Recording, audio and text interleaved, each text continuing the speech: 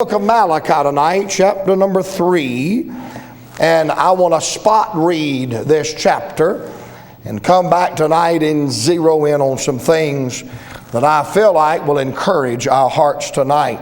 Let's read verse number 2, Malachi chapter number 3. But who may abide in the day of his coming? Who shall stand when he appeareth? And say this out loud with me. For he is like a refiner's fire. Say this with me. And like fuller's soap. Verse number 3, and he shall sit as a refiner and purifier of silver. He shall purify the sons of Levi and purge them as gold and silver, that they may offer unto the Lord an offering in righteousness. Come down to verse number 6. I am the Lord. Say this with me now. I change not. Therefore, ye sons of Jacob are not consumed. Come down now to verse number 16 in the chapter. Verse number 16. Then they that fear the Lord spake often one to another, and the Lord hearkened and heard it. Say this with me. And a book of remembrance was written before him for them that feared the Lord and that thought upon his name. I want us to go back tonight to verse number 6 and use this verse as a launching pad, and then we'll refer to these other verses in just a moment. I love verse number 6. For I am the Lord, I change not. Amen. Therefore ye sons of Jacob are not consumed. I'm glad tonight, in the midst of a changing world, we serve an unchanging God. When you come to the book of Malachi, it is the last book of the Old Testament. And when Malachi lays down his pen, there follows 400 years of spiritual darkness. From the last book of the Old Testament to the first book of the New Testament, there are 400 years of spiritual darkness. Can you imagine living in a world and not having a word from God? And so when Malachi writes his prophecy, the background of it, it's dark. It's some dark days. If you'll study the background of the book of Malachi, it was dark morally. It was dark politically. And it was even dark religiously. The days that Malachi lived in were very much like the days in which we're living in now. Someone said, is this the last day? Well, I don't know about that, but I'll tell you this. If this is not the last day, then there's got to be a generation that can out-cuss us, out-sin us, out-pervert us, out-apostatize us. And can you imagine living in a generation more vile, more wicked, more diabolical than the generation in which we live in? I don't know how you feel about it tonight, but when you see the signs of the times played on the stage of our culture, and you see the signs of the time played on the stage of our government, and then you see the signs of our time played on the stage of our religious system, brother, we're in need of revival. The days of Malachi were dark days. Malachi is the only book in the Bible that I know of that begins with a curse and ends in a curse. It's the only book in the Bible that I know of that contains what we call the double curse. God said, if you rob me of my tithe and offering, I will curse thee with a curse. If I counted it correctly, there's over 21 different indictments, 21 different sins that they have committed against God. In biblical numerics, the number 21 is the number for the exceeding sinfulness of sin. And so Malachi's day were days of apostasy. They were days of iniquity. They were days of apathy. And Malachi's message in a dark day is a message of hope and light and faith and victory. Because I found this out through studying the prophets. No matter how dark it got, no matter how wicked it got, there was always a little remnant. There was always a little stubborn bunch that would not bow and give in to the pressure of that day. And no matter what the world said, they kept on serving God. No matter what the world said, they kept on fearing God. No matter what the political system said, they kept on praising God. And they may have been few, they may have been faint, but they were always faithful. Well, in the book of Malachi, there is a little faithful remnant. He refers to them over and over in the book as them and they. Them and they. Them and they. What did them and they do? It said they feared the Lord. It said they spake about the Lord. It said they thought about the Lord. And you know what God called that little faithful remnant? He called them His jewels. And I want you to know tonight, the media, the newspaper, the television, don't believe everything you see. Everybody in America is not a crackpot. Everybody in America is not a pervert. Everybody in America has not cast away their confidence in God. There's still people in this country tonight that fear the Lord. I'm preaching to a room full of them. There's people in this world tonight that still think about God and serve God and praise God. And God had a message in Malachi's day for that little remnant. And I believe God has a message for the remnant in our day. Notice what He says in chapter number 3. The center part of the chapter.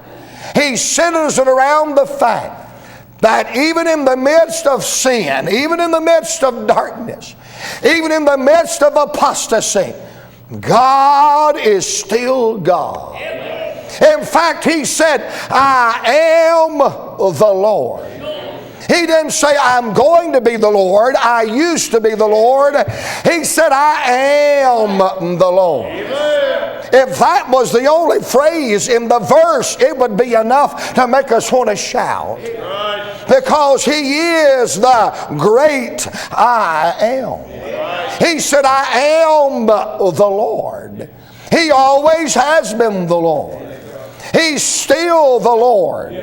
And He always will be the Lord. I get amused at cliches that people make. I've heard this one. Have you made Jesus Lord yet? No. And you ain't either. The Bible said that God hath made this same Jesus both Lord and Christ. He was Lord before I arrived. He was Lord before I discovered planet Earth. He was Lord before me, He's Lord during me, and He's Lord after me.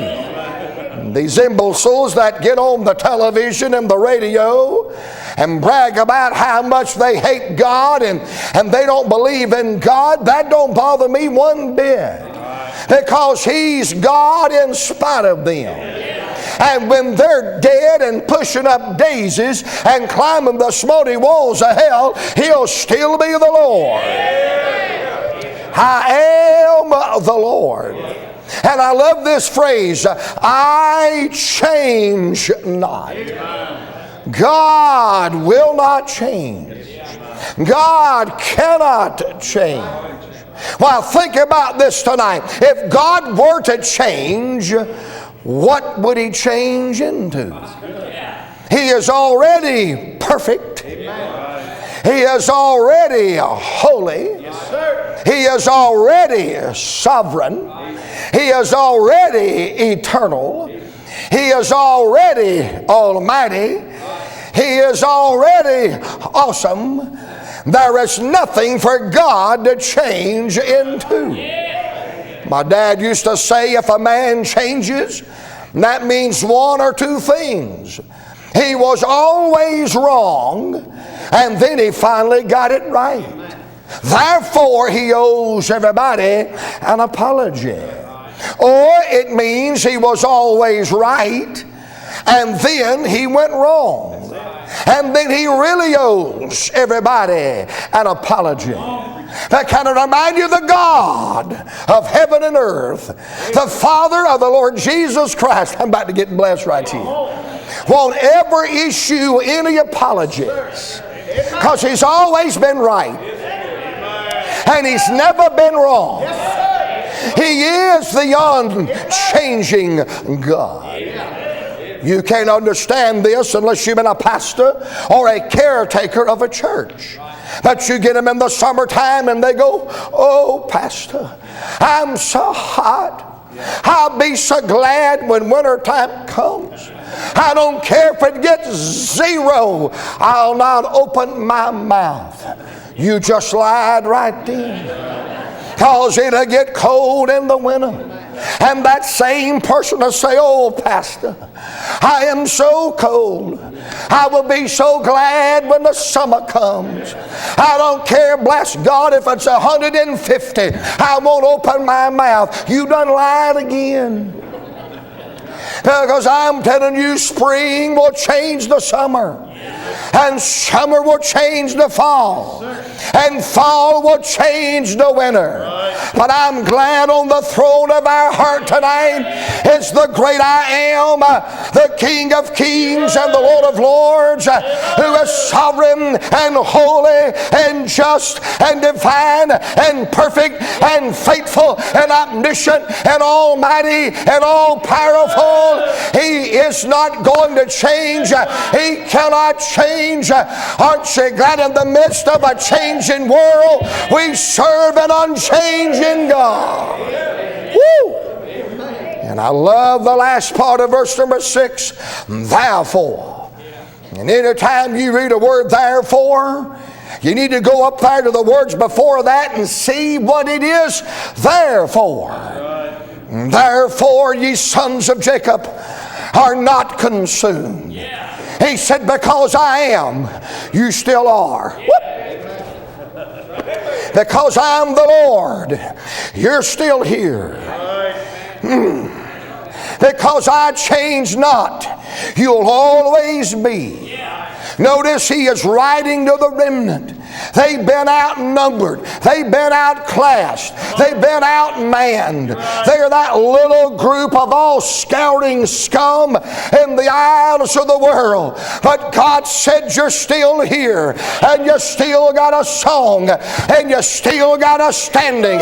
And the reason why you've not been devoured is because I am the unchanging God. I know our nation is changing. The political landscape is changing, and we're losing our religious freedoms, but we're still here tonight, and we're still saved tonight, and we still got a song tonight.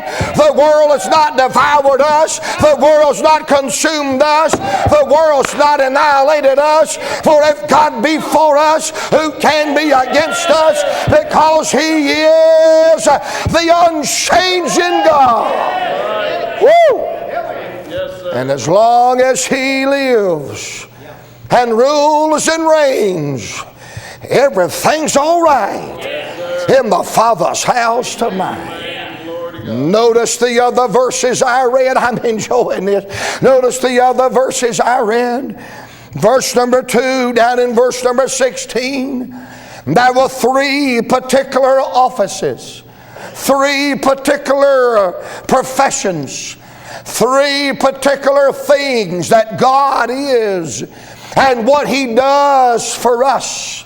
And because of that, we know we're going to make it, because He is the unchanging God. Look, if you will, tonight in verse number 2, He is the refiner's fire. In verse number 2, He is the fuller's soap. And in verse number 16, He is the heavenly bookkeeper. He is the refiner's fire. He is the fuller's soap. And He is the heavenly bookkeeper. I know you're not supposed to repeat yourself, but I just like saying that. He is the refiner's fire.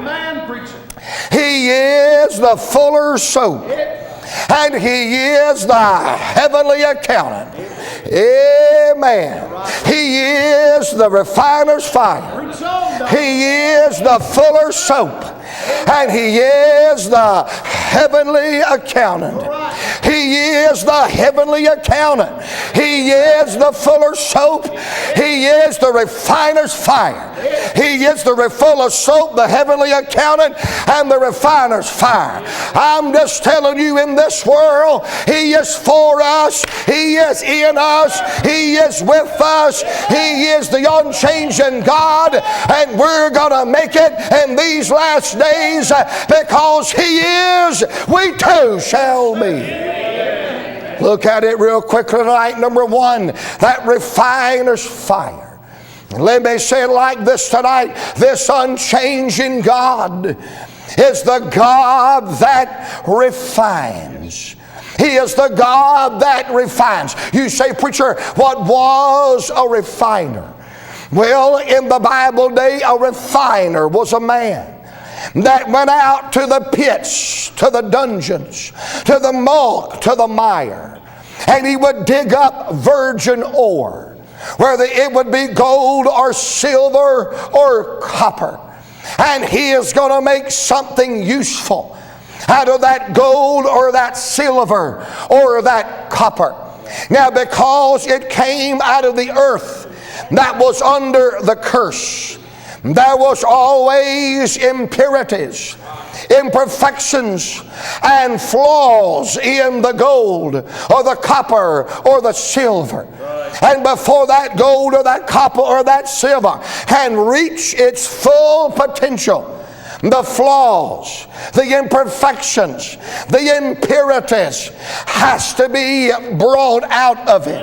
And so the refiner had a little pot, and it was called a crucible.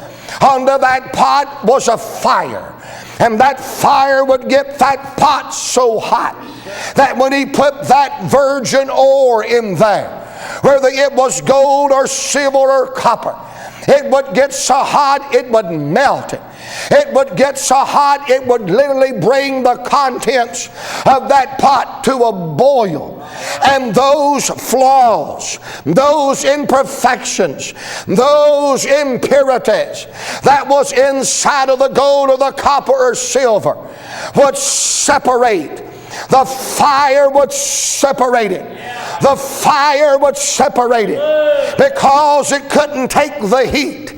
It would distance itself from the gold or the silver or the copper. And because it had no weight, because it had no value, it would float up to the top of the pot. Then you know what the refiner would do? He had a long, sharp instrument called a skimmer. And he would skim off the top of the pot. He would skim off the dross, the impurities, the imperfection, and the flaws. Then you know what he would do? He would turn the heat up some more and boil it back up. It would float back up, and he would skim it back off. Then you know what he would do? He would heat it back up and boil it back up. It would float back up, and he would skim it off again. Then you know what he would do? He would turn the heat up some more and boil it up some more. It would float up some more, and he'd skim it off some more. Then you know what he would do? He would turn up the heat and boil it up again. It float up again. He'd skim it off again. Then you know what he would do? He would boil it back up and skim it back off. And he will do it over and over and over again. And someone said, when do you know the refiner is finished? Well, when he looks down in that pot, when he looks down in that crucible, and it is so free of flaws and imperfections and impurities that when he looks down in the gold or the copper or the silver, he sees himself. He sees himself. He sees himself. And when he sees his reflection, here's the word, when he sees his image, when he can see himself in the crucible, he knows it's been a job well done. You say, I appreciate the history lesson, but what has that got to do with me? Well, he dug all of us up out of the horrible pit, out of the miry clay, and because of where he found us, we all have flaws, impurities, imperfections, and stuff in our life that hinder us from reaching our full potential. You say, I'll have you to know, my dear brother, I have no flaws. I have you to know, my dear brother, you lie. I have you to know, dear brother, I have no imperfections in me. I have you know, dear brother, that all liars shall have their part in the lake of fire. You say, I'm perfect. I've met your kind. I've pastored your kind. You are a 5-altar church member. Can I get a witness? I've been around some Baptists that thought they had arrived, but I was there when they closed their thumb in the door. You ought to have heard how arrived they were. Bless God, they said stuff Webster's dictionary hadn't even thought about. Buddy, all of us have flaws and imperfections and impurities. But you know what he does? Oh God, he knows there's something valuable. He knows there's something good. And he looks beyond our, glory to God, he looks beyond our fault and sees our need. And so kindly, patiently, sovereignly, he lets us go through the fire. And that stuff in our life, that junk in our life, that imperfection in our life, it can't take the heat. So it separates from us. You don't have to leave it. It'll leave you if you get through enough fire. You say, what is he doing in our life? He's burning out of us everything. They don't act and look and smell and walk and talk like Jesus Christ. And when he's finished, we shall be like him, for we shall see him as he is. He refines. He's still working on me. Let me ask you this tonight. Anybody here like me, you like chocolate cake? Let's just be honest tonight. Anybody here like me, you like cake of any kind? Well, let's just be honest. You're like me, glory to God. You just like food. I'm just going to be honest with you tonight. You skinny people make me sick. And I'm going to tell you why you're so ill and hateful. You're hungry. Bless God, I know thin may be in, but fat's where it's at, boys. Hallelujah. Boy, I like it. You can tell I like it. Boy, there's a place over here on Battleground, right outside of, right in the heart of Greensboro. And I'm telling you, they make some stuff over there I believe they're going to have in the millennium. In fact, I believe Moses served it in the wilderness because it was sweet to the taste, and it was round, and it had a white looking covering on the top. Oh God, I believe it was a Krispy Kreme. I really do. I really do. I like to go watch them when they make them donuts. Them big old fat guys in there pushing them as a, amen, as a, woo! Oh my. I like food. Don't you like food? I like chocolate cake. But I'll tell you what I don't like. I don't like raw eggs. You're right. I don't go over to the bag and get a handful of flour. I don't go to the cabinet and open up the Crisco can and get a spoonful of lard. I was preaching up north the other day. They don't know what lard is. It's fat stuff. And boy, I don't go over there to the cabinet and get a can of the Hershey's chocolate and open up and drink it. I don't eat a stick of raw butter. All of those ingredients is by itself. It's nauseating. It's repulsive. But here we go now. But when a master chef puts it all together and works it all together and puts it through some heat, he's making some good cake.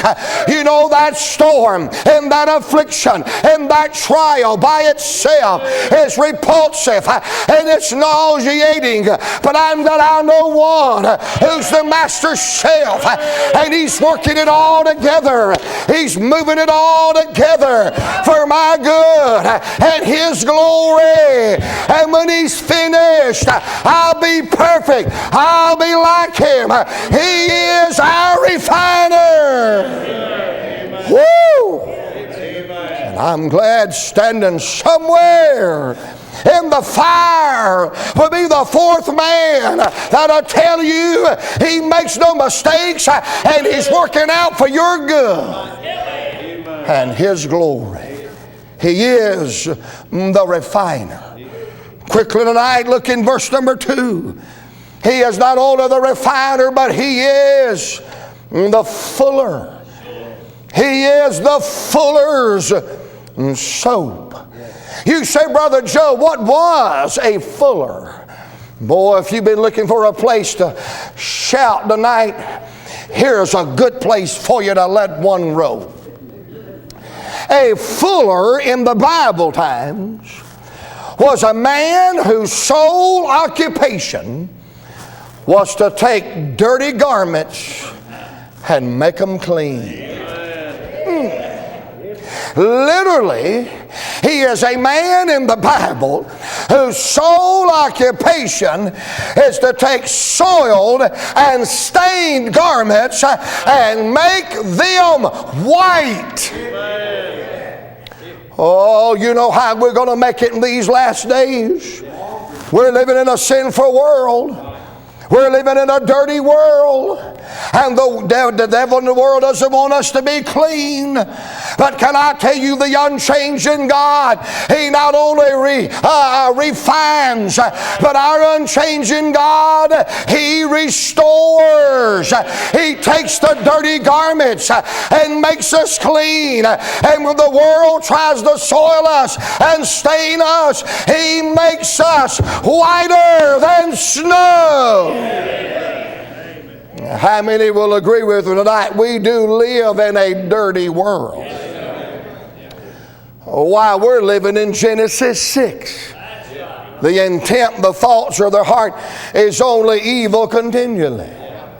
We live in a world that can't advertise a tube of toothpaste or a stick of chewing gum without being suggestive and vile and wicked. And I studied advertising in one of my college courses years ago. And when you're advertising, you don't have to say it, you just suggest it.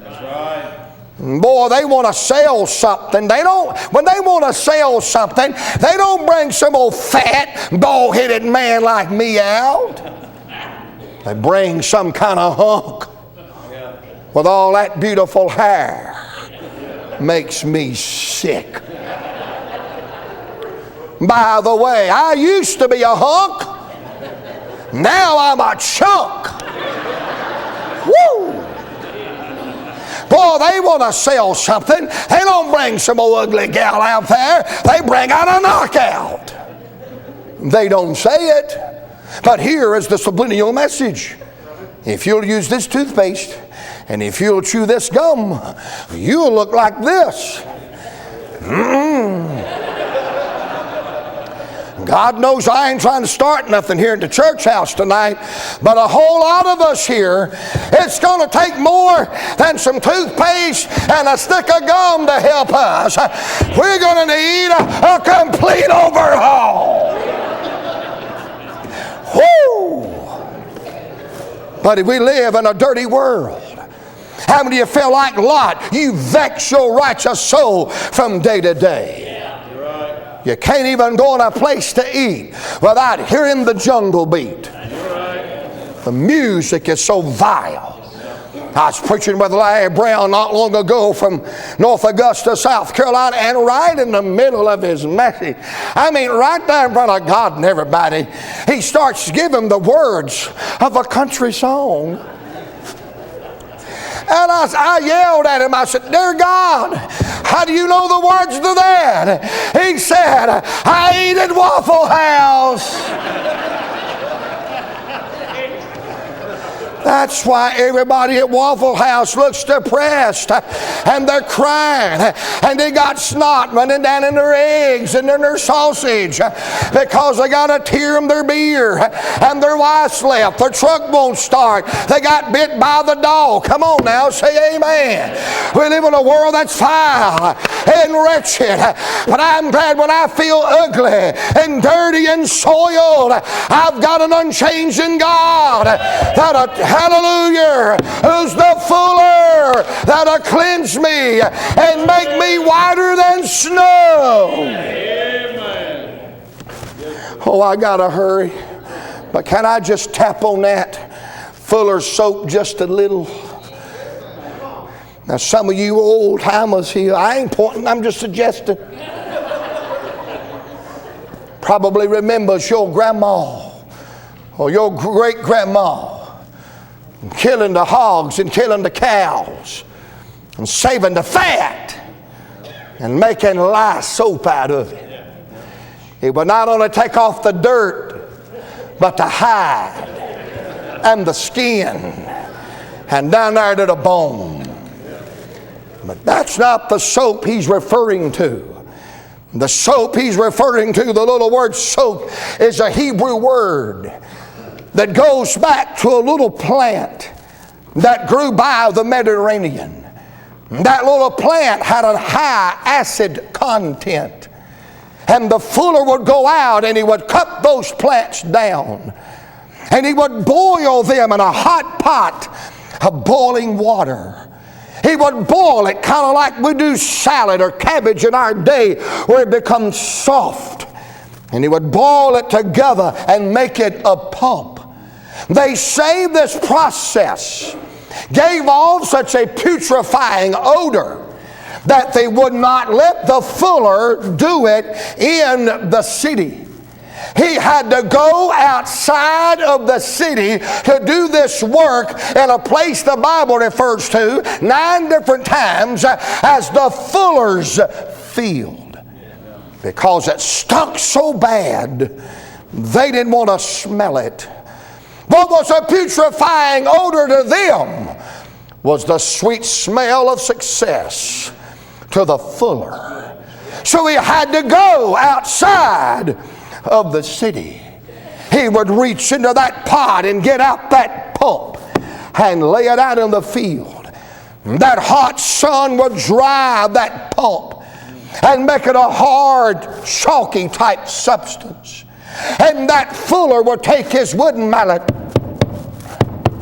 and he would beat and he would pulverize that pulp till it looked like little white grains of acid, probably much like our modern day white grainy looking detergent.